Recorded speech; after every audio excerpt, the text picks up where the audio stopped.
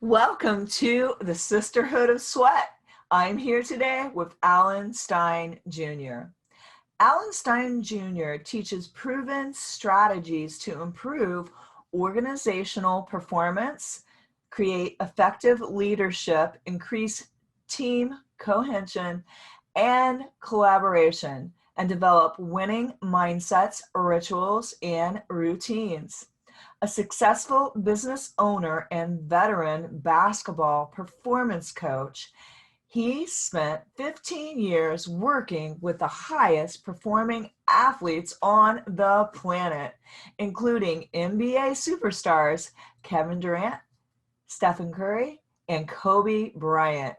In his corporate keynote programs and workshops, Alan reveals how to utilize the same approaches in business that elite athletes use to perform at world-class levels. He delivers practical lessons that can be implemented immediately. His clients include American Express, Pepsi, Starbucks, Charles Schwab, and Penn State football, and many more. The strategies from Alan's book, Raise Your Game, High Performance Secrets from the Best of the Best, are implemented by corporate teams and sport teams around the world. Today was incredible, you guys.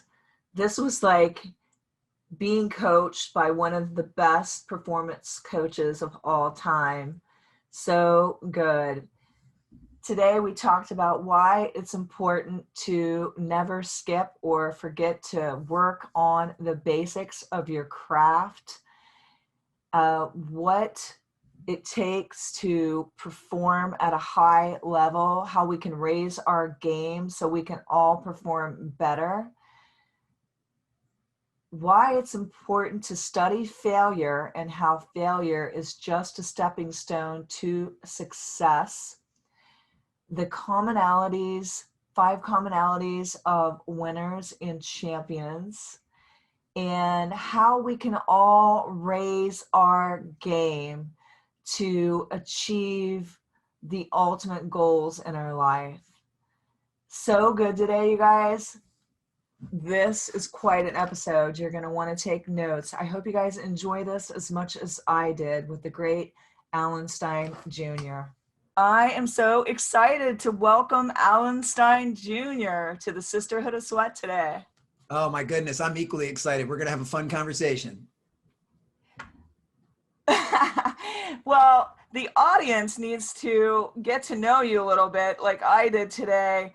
I didn't realize what a gem I had on my hands. I really, I am an athlete, but I can't say that I have ever been big into knowing the stats of the plays and the players and all of that. So today I thought, I'm like, I need to get Alan's book so I can really just dive right into it.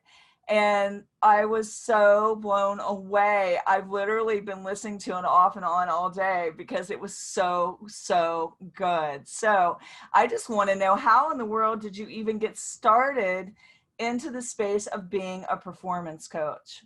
Well, basketball was actually my first identifiable passion, and I fell in love with the game at 4 years old. And I'm very thankful that here 40 years later, basketball is still a major pillar in my life. So, to be able to make a life and make a living doing something that you love to do, like I said, I'm incredibly grateful. And that journey has gone down many different paths, since first falling in love with the game as a player.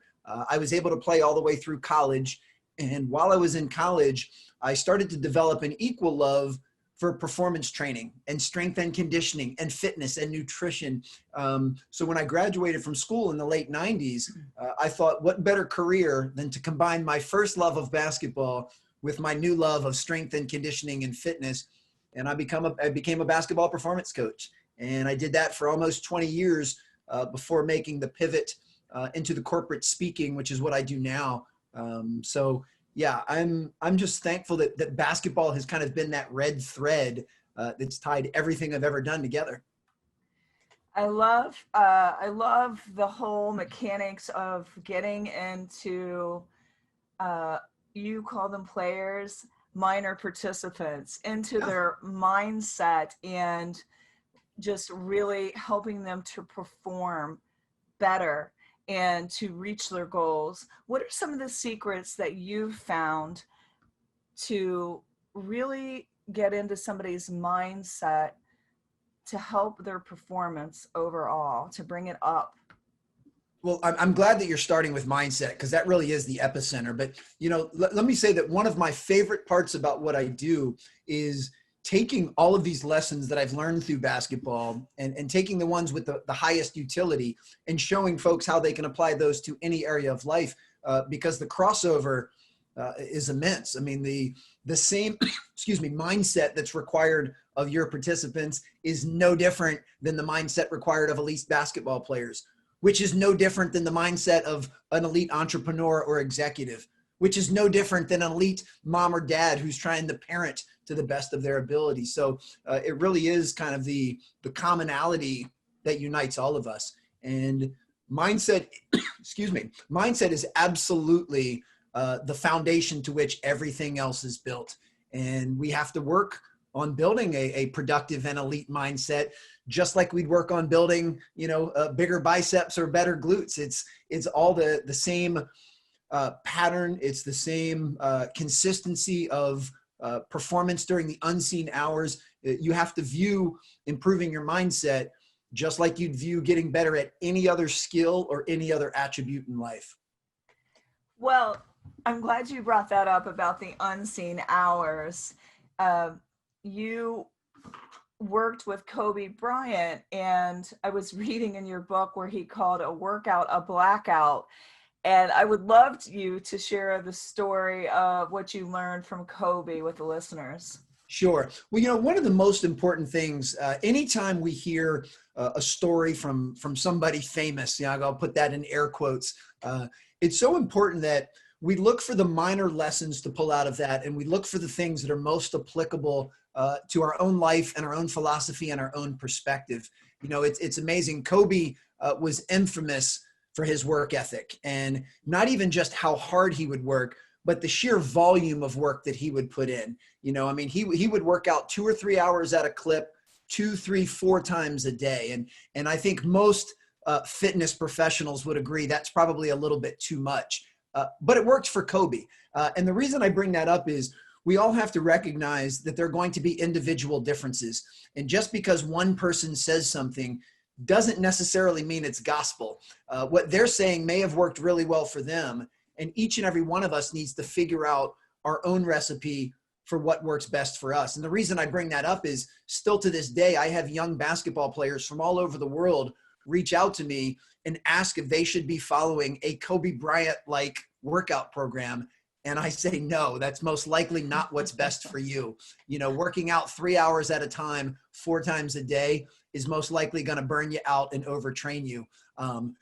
So don't try to pull that from Kobe. But what you can pull from Kobe was his commitment to excellence, his mindset when he was training, his focus, the level of effort that he gave, the attention that he paid to the basics. Those are the types of things that all of us should be trying to emulate. So, and the reason I bring that up is with so many people being so transparent on social media, it's easy to find someone that we each put on a pedestal and think we have to do it the exact same way that they've been doing it. And that's not always a good fit. You can certainly get great results in anything, whether you're trying to improve your body or you're trying to improve your business. You can get great results in less time if you're willing, to do things the right way. And that's why it's not just about how hard you work. It's also about how smart you work and how consistently you do those two things. I love how you say in the book you were trying to beat him to the workout. Tell us a little bit about that.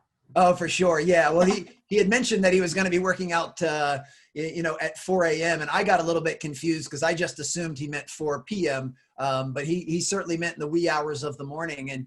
And one of the reasons that he did that was he liked getting that first workout in before he thought anyone else was up. So that way, when he was coming back to the gym for his second workout, most of his competitors were coming to the gym for their first workout.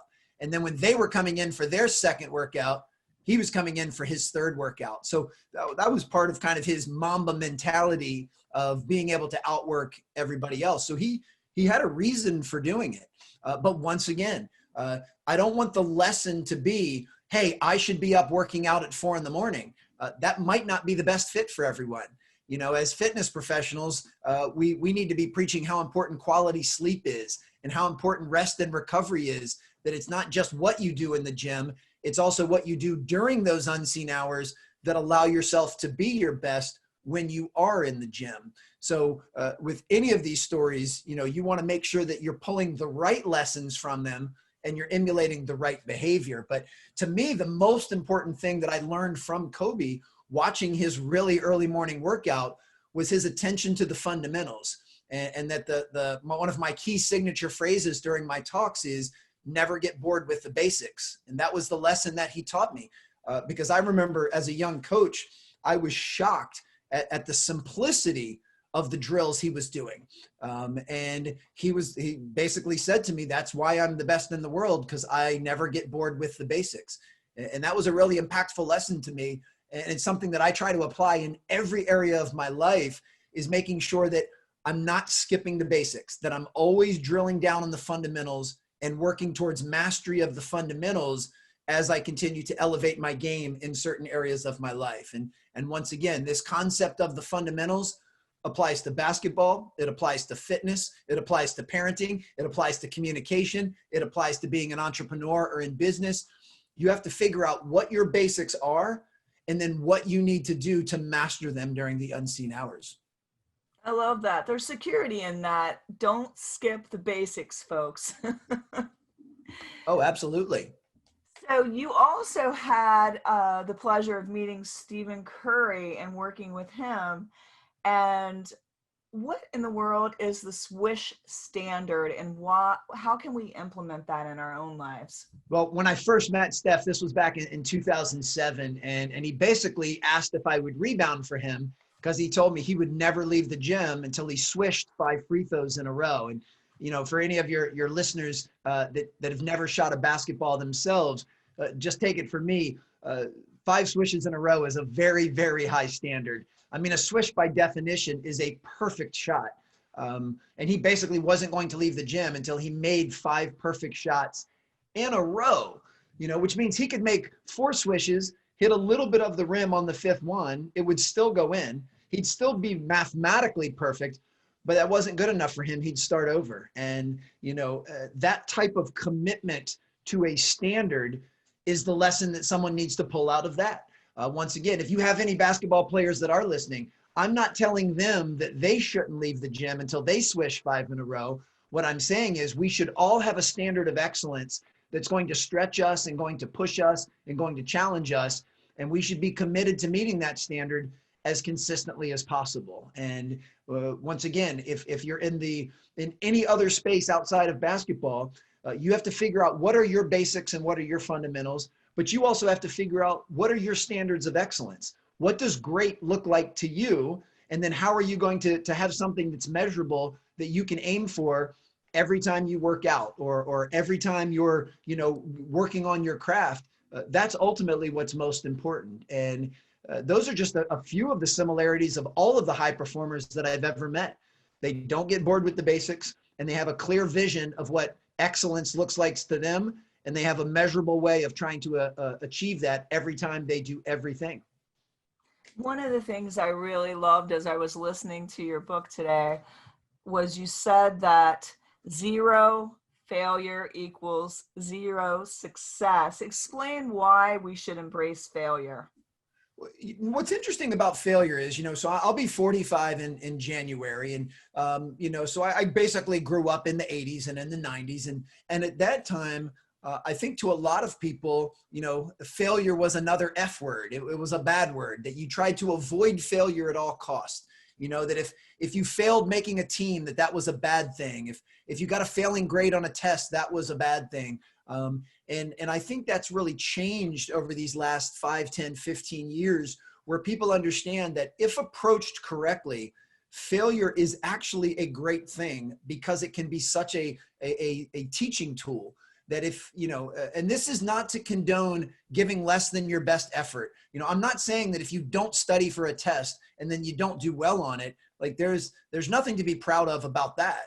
But if you're doing the best that you're capable of and things don't quite work out, you don't get the result that you wanted, there should be a learning opportunity in there. And we all need to be keeping our eyes and ears open to learn from these failures as often as possible. And, you know, I don't know of an exact percentage per se, but I think, you know, all of us, if we're stretching and pushing and challenging ourselves appropriately, we're going to fail at a good handful of things we attempt every single day.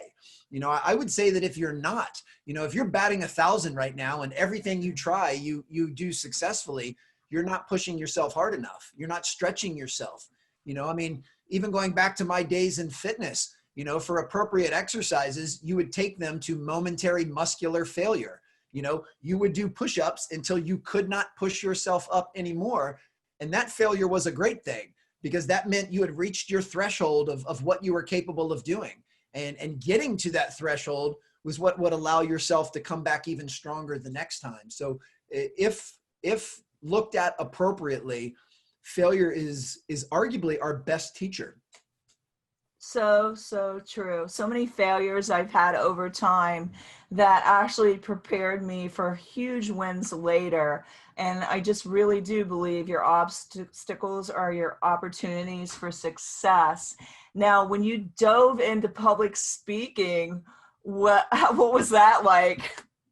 Well, you know, thankfully for me, I started doing a lot of speaking even when I was in the basketball performance space. So, you know, for a good 10 years, I was actually speaking at coaching clinics, speaking to players at camps. So, you know, the concept of being on stage and being in front of an audience, sharing something I was passionate about was not new to me when I made that pivot. So that was actually the easiest part of the leap.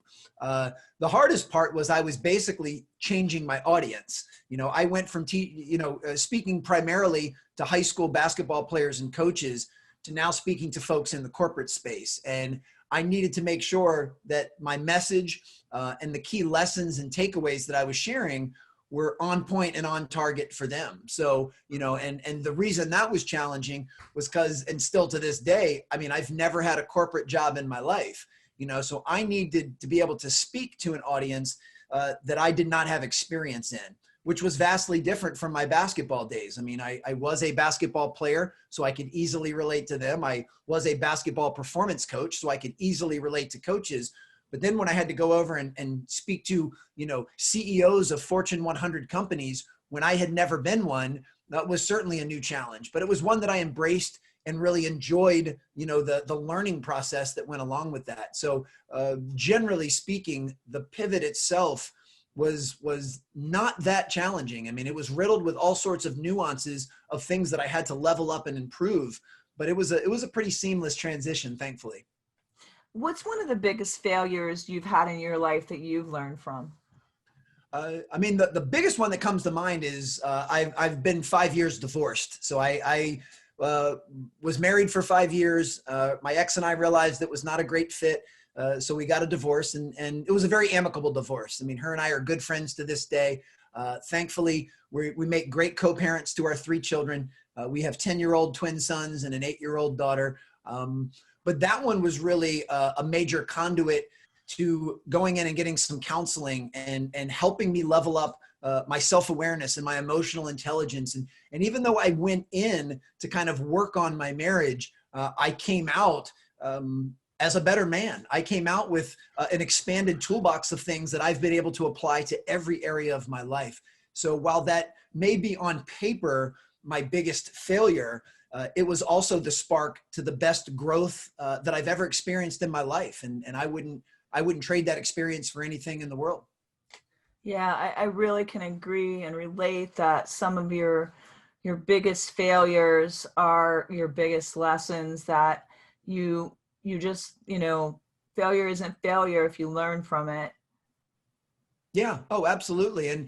And you know, with that, I would have never gone in to receive some counseling or from some direction from a therapist had I not gone through that experience. And had I not done the therapy or counseling, I would not have sharpened the swords that I've been able to sharpen since. So those things that at the time can be incredibly challenging and very adverse, it's up to us to look for that silver lining and look up to, as you just said so insightfully, to find those opportunities. And that's really how I framed this entire year so far. I mean, everyone is aware that 2020 has provided some very unique challenges in a variety of different ways. And while I'm certainly not going to negate those things, I mean, I'm a realist. I'm aware of all of the bad things that have occurred because of this pandemic, but it doesn't mean you need to focus on them. And it certainly doesn't mean that you can't find silver linings if you look hard enough. And even in the middle of a global pandemic that's gone on longer than I think any of us expected it to go on, there's still some really bright lights and some silver linings in there of opportunities for us to improve certain skill sets or to work on ourselves or different portions of ourselves and come out of this better than ever and come out of this with skills that we would have never developed if it wasn't for this pandemic. You know, one of my favorite things of the pandemic is I have a lot of friends and colleagues that have gotten back to self-care and putting more time into their own fitness routines and putting more time into eating more healthy foods and going for walks and spending more quality time with their family and getting a better quality level of sleep. So, you know, for me, I just hope that when the world does go back to some sense of normalcy at some point, that they don't abandon these new habits that they've created, because self-care is really, really important. Sleep is important. Eating well is important, or healthy. You know, working out and moving your body is so important. So I hope that this pandemic has provided a fertile environment for them to develop those habits so that they can, you know, continue to do those things moving forward. Wow, you said so many good nuggets in that. Oh, goodness. Let me just go back, though. I imagine that you found, because I was reading in your book where you talk about how listening is such an important skill. And I know that in any relationship, listening is an important skill. And one of the things I have really enjoyed about reading your book, listening to your podcast, I love it when somebody can give me a new perspective. And one of the perspectives I gained today as I was going through all your materials, you said that how important it is to listen, because we already know what we know. So we're not going to learn anything by us talking. We're going to learn by listening. Oh, I'm so glad that really resonated with you. I mean, it is one of the most important themes of the book. And you know, as we talk about the basics and the fundamentals, I cannot think of a single vocation or industry or a single relationship that listening isn't one of those fundamental components. You know, I think no matter what job you have in the world or what relationships you have, all of those things will be heightened immediately if you can become a better listener. And, you know, I have a lot of pride in this one because listening was definitely one of my biggest opportunities for growth, you know, 5, 6, 7 years ago. I mean, it was a major weakness of mine. Back then, I think I did what a lot of people do, which is spend more time trying to formulate my response than I do actually listening to what the other person is saying. You know, just waiting for them to stop moving their lips so that I can show them what I know. And you really decrease, as you just said perfectly, I mean, you decrease your ability to learn new information, but even more than that, you unconsciously decrease the connection that you have with the other person. You know, we all know when we're speaking to someone that's a good listener versus speaking to someone who's not. I mean, it's pretty apparent. And that one skill alone has radically changed my life, because it's changed each and every one of my relationships. It's changed my relationship with my children. I have a much deeper connection with them now that I'm a much better active listener. And it's certainly heightened my relationships in business. You know, it's kind of funny because in theory, I'm a keynote speaker. So I actually get paid to speak, but the juice is in the listening. And when I do a pre-event call, most of that call is spent listening. You know, I would say 80% of a call, I'm listening to the client. I'm listening for What's most important to them? Who's going to be in the audience? What exactly does this audience need? What things would they like to be able to do different? What are the biggest challenges they've been facing? What are the things that they've done really, really well that need to be re-emphasized? So I'm asking questions, but then I'm spending most of my time listening, because in order for what I'm going to say during my keynote to be customized and to be of the most value, that can only happen if I'm listening in advance. So yeah, listening is an incredibly important skill, not only for improved accuracy of information, but to strengthen human connection. We all love to talk to someone that is a great listener, because each and every one of us has this deep desire to feel heard and to feel listened to. So, when I talk to CEOs of major companies, I tell them one of the most important skills you have to work on is your ability to listen.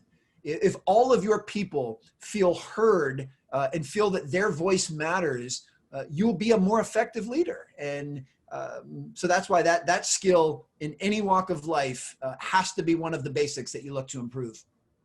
Well, I love that, and I echo that. I do think that it's really like one of the human needs to be seen, to feel like you're being heard and valued. How do you add value to your players? Well, first and foremost, it starts with a desire to care. Like, I really and truly care about the people that I work with. When I was in the basketball space, I cared about my players and coaches. In the corporate space, I care very much about my clients and those that attend my talks. I care about their well-being. I care about them as people first, and then as whatever it is they do second. When I was working with basketball players, if those players knew that I really loved them and cared about them as a human being first and as a basketball player second, it just strengthens our connection. And when you strengthen that connection, you strengthen trust, you strengthen respect, you strengthen belief. And it actually made the coaching part easier once I had established that type of connection. And it's the same in any relationship. So it starts with a deep desire to serve others and to truly care about their well-being. And part of the way that you show them you care and you earn that trust and respect is through listening. So I would work really hard to listen to my players, see how they're feeling and check in with them and, find out things in their lives outside of what they do in the game of basketball. Same thing with anything in the corporate space. I mean, one of the best things leaders can do right now during this pandemic, whether your people are coming into an office or you're leading them virtually, is to check in with them. Just find out, hey, what's on your mind? What's going on in your world? How are things? Are some of the initial questions, just to see where they are. And it's fine if they start sharing stuff that doesn't have anything to do with work. In fact, that's probably even more important.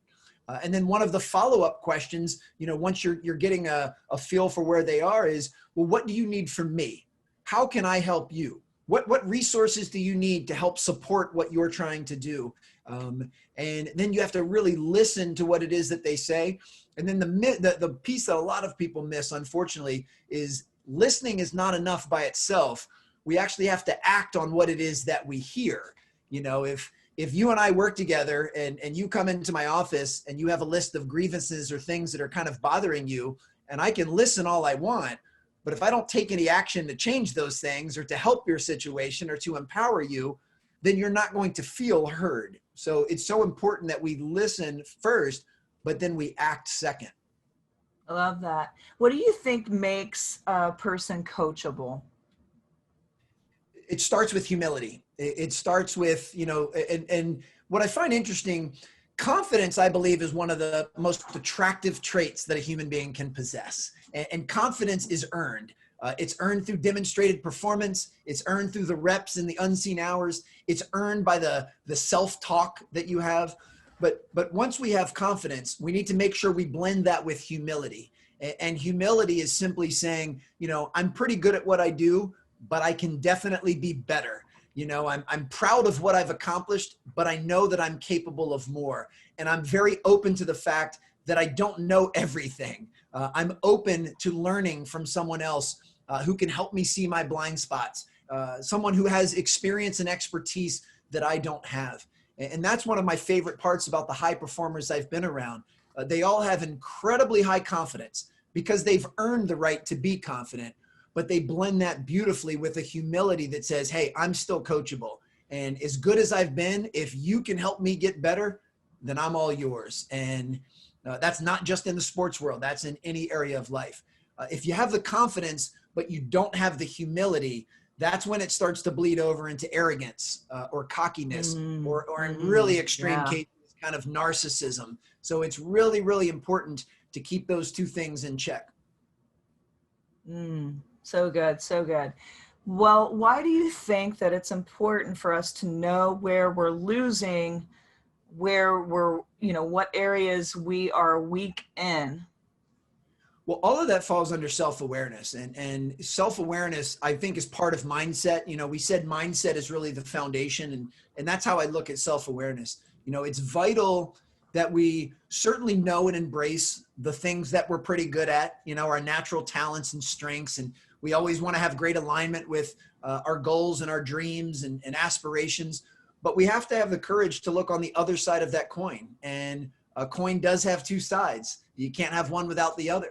So we have to be willing to look at the things where we might be weaker, where there are opportunities for growth. What are some of our biggest fears and insecurities? What are the things that keep us up at night? Because all of these things make us who we are. That's the whole person, very holistic approach. So you can't just look at the good stuff. You have to be willing to look at the other stuff as well. And that's not easy to do. I mean, it takes a tremendous amount of courage and vulnerability to stare your insecurities in the eyes and to be able to sit down and really look at your fears head on, to be willing to acknowledge that, hey, I have some areas where I'm not very good and I need to possibly focus on improving these areas. So in order to be as successful and as significant and as impactful as possible, you've got to know both sides of that. But also, you have to make sure that the way you view yourself is accurate. And this is where the awareness comes in. You need to make sure that the way you view yourself is the way the rest of the world views you. And this is not about trying to impress people or pander for their affection or admiration. This is just about making sure that you're accurate in your own assessment of yourself. Let's use listening as an example, because you brought that one up earlier.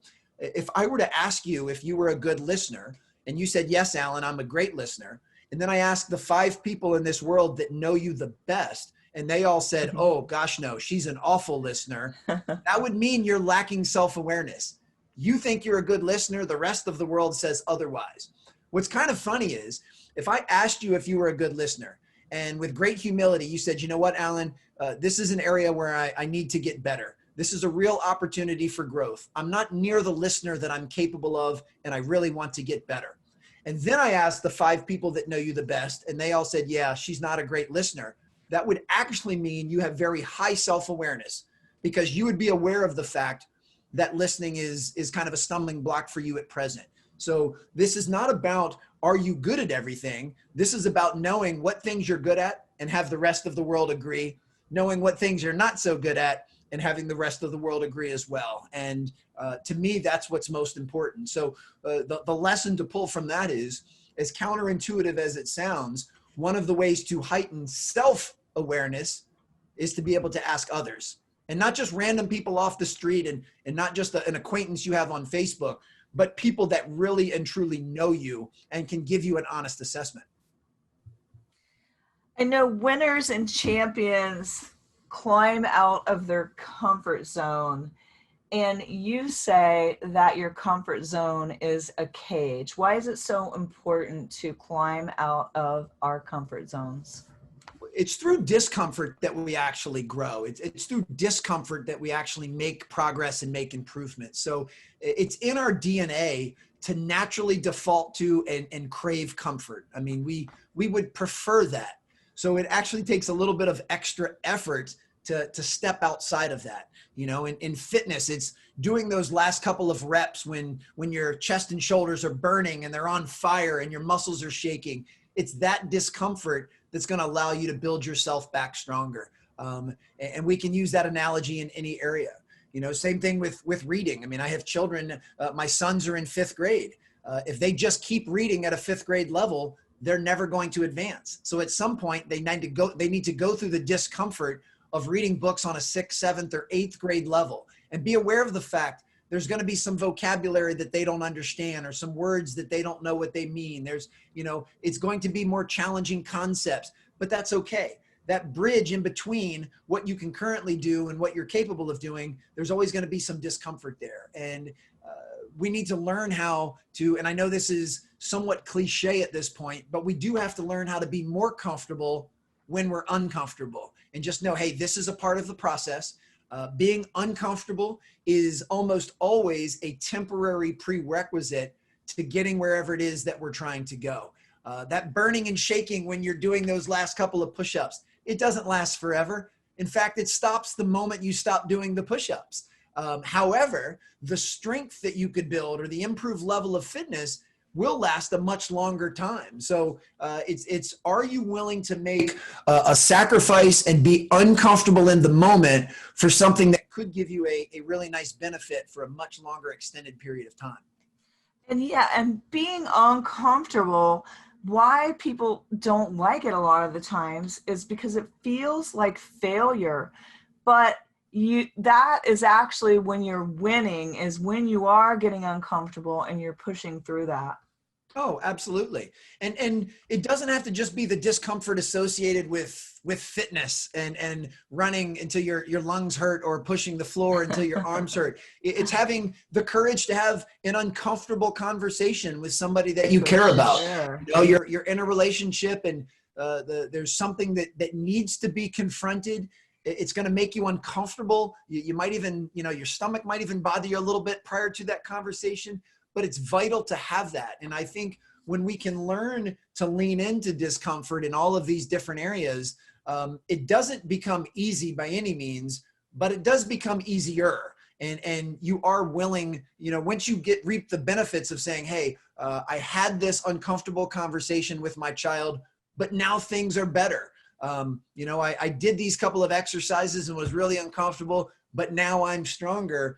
Once you can start to connect the dots and realize, once again, this discomfort is a temporary prerequisite to what it is that I'm trying to achieve, then it becomes more palatable. And, with that said, I don't enjoy discomfort any more than anyone else does, but I've created the discipline that I understand that discomfort is part of the process. So I know that most days of my life, I will experience some type of physical, mental, or emotional discomfort. That's just the price tag of trying to become self-actualized. That's the price tag of trying to grow in different areas of my life. That's the price tag of trying to become the man that I want to become. I have to be willing to do that. Don't you find that courage is just like a muscle? The more that you work it, the more you have that difficult conversation, or the more you push through something you thought you could never do, the more courage you gain. Oh, absolutely. It is. Courage and grit are definitely muscles that need to be worked. And that is one of the silver linings, in my opinion, of this pandemic. We can all agree that for the most part, we've all been faced with pretty adverse conditions over these last 9 months. And I look at that as a good thing, because these adverse conditions are providing the fertile environment for us to get strong in these different areas so that when we go back to normal, we'll be better than we've ever been. I know from my basketball performance training days, the coaches that I worked for, they always tried to make practices so much harder than the game would ever be, because by the time the game came around, they wanted it to feel easier by default. So they would design practices in a way that were really grueling and really physically, mentally, and emotionally challenging on purpose, because the more challenging and uncomfortable you can make the training environment, then the better off you'll be when the game comes around. And that's really how I look at things this year. This has been a really long practice, if you will, but 9-10 months of really challenging adverse conditions can build you some great resiliency and grit, mentally, physically, and emotionally. And I have no doubt that if you are taking advantage of getting reps in during this pandemic, that you will come out of this better than you've ever been. It's all in the preparation, right? Absolutely. Yeah. Preparation is vital. And it's one of the things that we have significant control over. So there's really never an excuse for not giving your best effort. I mean, it happens all of the time, and it happens to every one of us. Certainly not here to say that I've given 100% on everything I've done in my entire life. but there's not a viable excuse for not giving your best effort. And there's also not a viable excuse for not having a good attitude. And there's not a viable excuse for not being prepared in any situation that you go into. So those are things that we have control over, and we always need to focus on controlling the controllables. Oh, I love that. I love that. So what were the things, I remember you said something like focusing on new plays, controlling the controllables, and what was the third one was really important? It's focusing on the next play. So no matter okay, next plays. You always need to be able to focus on the next play that's coming. Then yes, controlling the controllables. And I break it down to there's only two things we have control over. That is our effort and our attitude. And then the third one was being able to respect the process and understand that if you're trying to be good at anything, there's going to be a process required for you to get there. Health and fitness is a perfect example. If you are trying to make changes to your body composition, you're trying to increase muscle and decrease body fat, there is a process for doing that. The process involves nutrition, the process involves exercise, the process involves sleep and recovery, and you need to make sure that you're following that process on a daily basis, and that will increase the chance of you being able to change your body. And you can apply that same recipe to any area of life. And keeping those basics, just sticking to the basics of drinking your water, getting that rest, getting your reps in, and preparation. Like I did right before this podcast today, I was making bison burgers with purple onion and quinoa and sweet potatoes in the air fryer so that after this I can stay on my meal plan because I'll be competing again next year. Oh, so that's awesome. I think preparation and just having, not skipping steps and sticking to basics, though they can seem boring to some, basics are the key to your success, as you said. What are the 5 commonalities that you find in any winner or champion that you've coached? Well, before I answer that, let's take a step back. So here's a perfect example. So you said you're going to compete again. So you will have a definitive date of when you want to look a certain way. And again, I don't know enough about your specific space to know exactly, but you will have a goal in mind of how you want to look and how you want to feel on a specific date. And that's wonderful. That is your North Star. But that's not where your focus needs to be. Your focus needs to be on the daily system that will increase the chance that that is how you'll look and feel on that specific day. So while you've got this North Star up here, every morning when you wake up, and I know you know this is more for hopefully to add value to your love it. You need to wake up, and anyone that has that type of goal needs to wake up and say, okay, what do I need to do today that gets me a little bit closer to looking that way on that date? I don't have to worry about anything else in the world. What do I need to do today? All right, well, today I need to prepare, 4 different meals, and here are the macros for each of those meals. Today I need to do a lower body workout and a certain number of minutes on cardiovascular. Today I need to drink X number of ounces of water, and today I need to make sure that I get 8 hours of sleep tonight. So that's your process. So what you need to focus on is just making sure that you do those 4 things today. That's all you have to worry about. You don't have to worry about yesterday. Whether yesterday was a great day or a bad day, it's over. And you don't have to worry about tomorrow. All you have to focus on is today. And then you can even break that down even more. So when it's time to prepare your meals, you don't have to be worried about your workout or your sleep or your water. How can I make sure that I prepare these meals so they are in alignment with what my goal is on that date? And then when it's time to hit the gym, all right, what do I need to do for my lower body workout today that is in perfect alignment to make sure and if you just attack it day by day, and the analogy we use is WIN, W-I-N, and that stands for what's important now.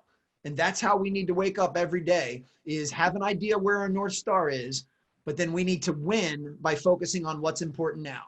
And while we can't make any promises or guarantees, that's one of the tough truths of life, but I can pretty much say with confidence that if every single day between now and your contest, you do what you're supposed to do, you will look and feel as good as you're capable of on that day. Now, that doesn't guarantee you'll win. It doesn't guarantee you'll place. It doesn't even guarantee that you'll look exactly like you want to look, but it gives you the best chance of doing those things. Absolutely. That's what's most important. And, you know, even though the hard work and the consistency and the effort doesn't guarantee that you'll be successful, not doing those things guarantees you won't be. So it's Exactly. really the only bet that we can take. Right, right.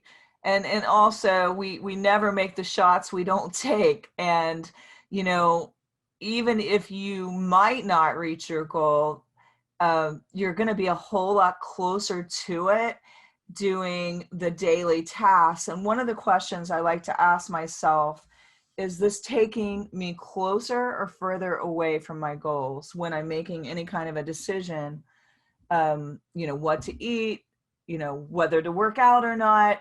Um, so I think it's just all about, like you said, controlling the controllables. Those are all things I can control before the stage date.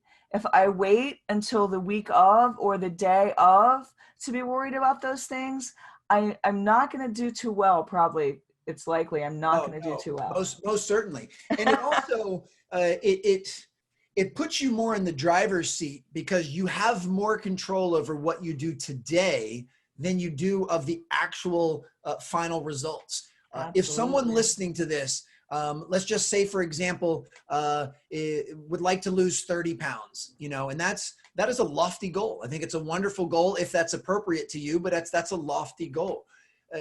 You'll find yourself discouraged if you keep looking at the 30 pounds part too often and too frequently. Where you can actually start to build some momentum is with what you just said. Just focus on today. You know, every meal you're about to eat, just ask yourself, does this take me closer to my goal of losing 30 pounds, or will this take me further away? You know, working out today, is that going to take me closer or further away? And then once you're actually working out at this intensity level, is this taking me closer, or is this just kind of treading water right now? And that's how you start to build up some momentum, because it's so easy to get discouraged and say, okay, my goal is to lose 30 pounds. And for one solid week, I felt like I ate really well. I exercised every day. I got sleep. I drank water. And then you check the scale and you're only down a half pound. That is very discouraging. Trust me, I understand that. But you can't get discouraged by that. And the only way you'll be discouraged is if you keep thinking too much about the 30. So just say, okay, you know, I lost a half a pound. I'm moving in the right direction. That's what's most important. You know, where you are at the moment is not near as important as the direction that you're heading. So yes, after 1 week, would you have liked to have seen more progress? Yeah, I'm sure you would have, but you didn't, and you don't need to worry about it, because all you need to worry on is what you need to do today to keep inching closer. And let me also preface, every single thing that I've said so far in our conversation has been very basic in premise. I don't think I've said anything that's confusing. I don't think I've said anything that's making somebody's head explode. But let me also say, not a single thing that I've said so far is easy to do. None of this stuff is easy. So please know that there is nothing easy about being in the present moment and trying to focus on today. There's nothing easy about becoming a better active listener. There's nothing easy about working on your craft and remaining humble enough to stay open to additional insight and coaching and be open to feedback. These things are not easy to do, but that goes back to the fact that we have to be able to do things that aren't easy. And we have to know going into them, they're not easy. If anyone tells you that losing 30 pounds is easy, I either think they're misleading or they're incorrect. Now, what it takes to lose 30 pounds is very basic, but it's definitely not easy. So just focus on those basics, focus on the consistency of being in the moment, chip away at it every single day. And if you do that consistently, you've given yourself the best chance possible to be successful and reach your goal. Oh, I love that. So good. What kind of mantras do you say to yourself when you're trying to accomplish a goal? You know, a few of the ones that I use all the time. One is, you know, I want to make sure that the habits and the standards that I have in my life are in alignment with who I'm trying to become. So that little filter that you just mentioned of, you ask yourself, is this taking me closer or further away? I ask myself that in every decision that I make.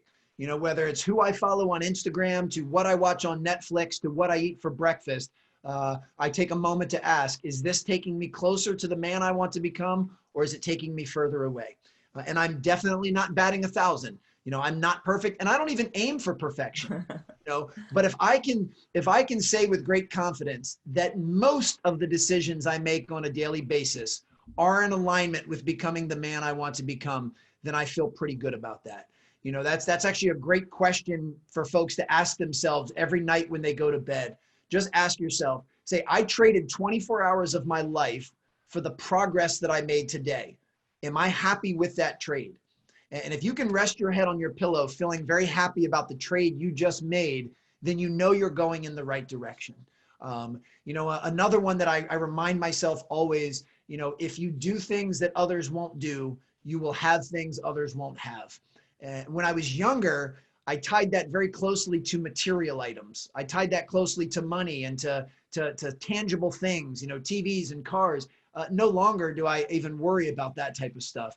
Now it's, the things I want in my life are connections with the people I care about, feeling like I'm doing meaningful work that is in service of other people.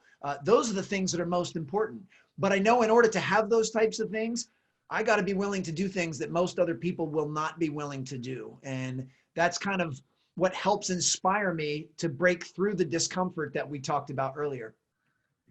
You're bringing it today. I am feeling so inspired, as I'm sure everyone else out there is. How can people raise their game? Give me 3 simple tips.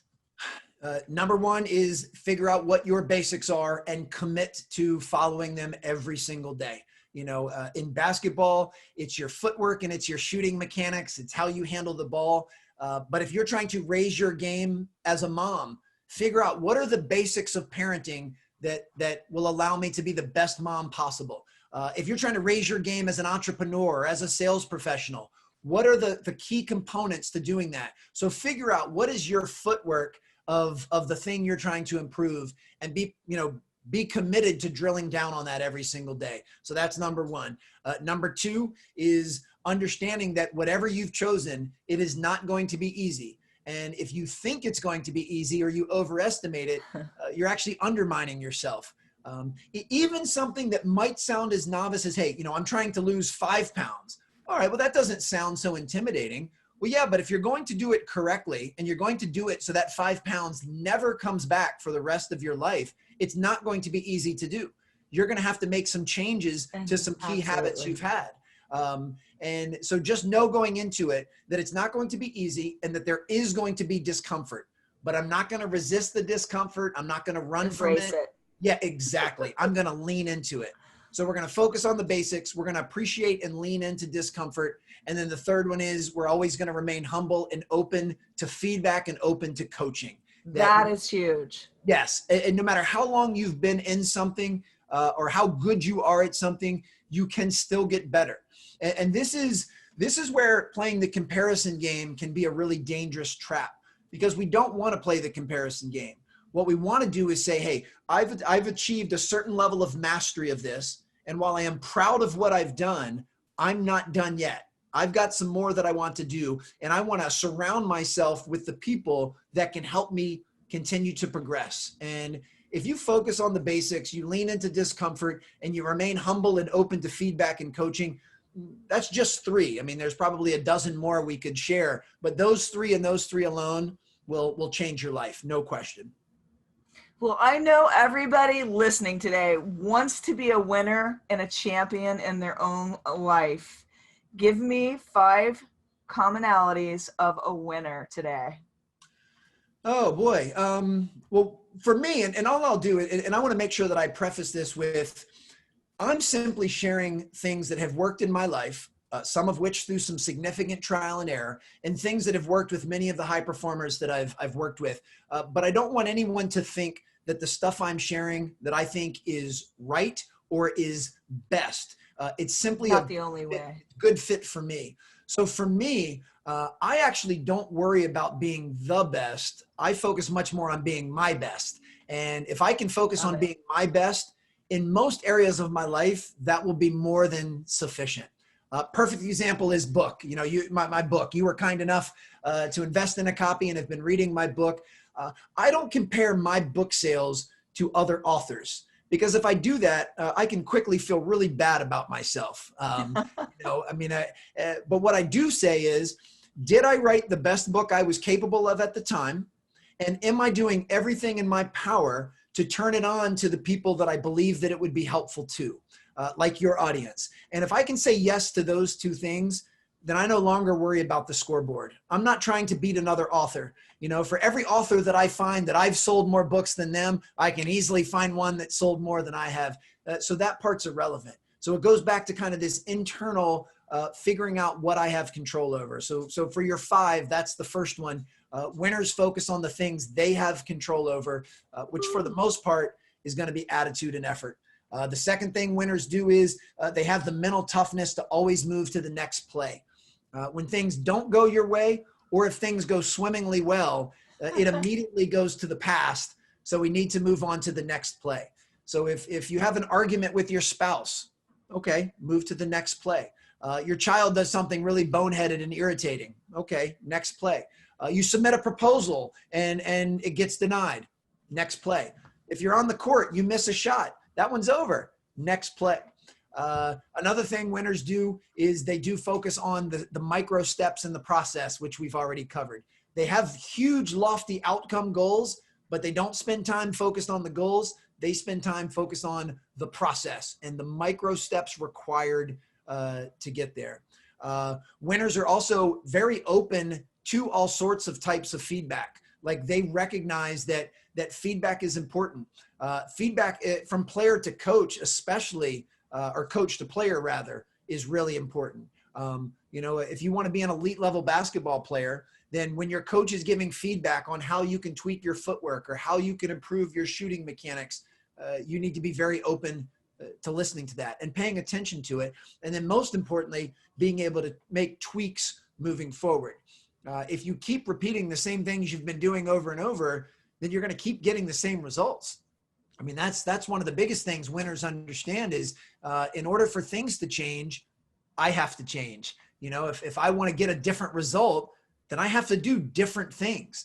Anyone listening to this right now, if we keep using fitness as kind of our visual, whatever you've been eating and whatever you've been doing for workouts for the last several years has led you to look exactly like you look at this moment.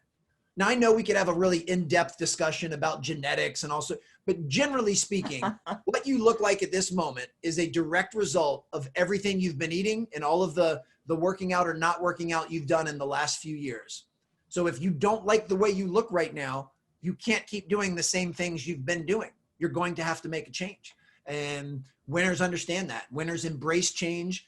They know change usually will make you uncomfortable, but they still embrace it and they lean into it anyway. And I lost count, so I don't know if that was 5. So I don't know if you need to fact check it or not, but I think it should be close.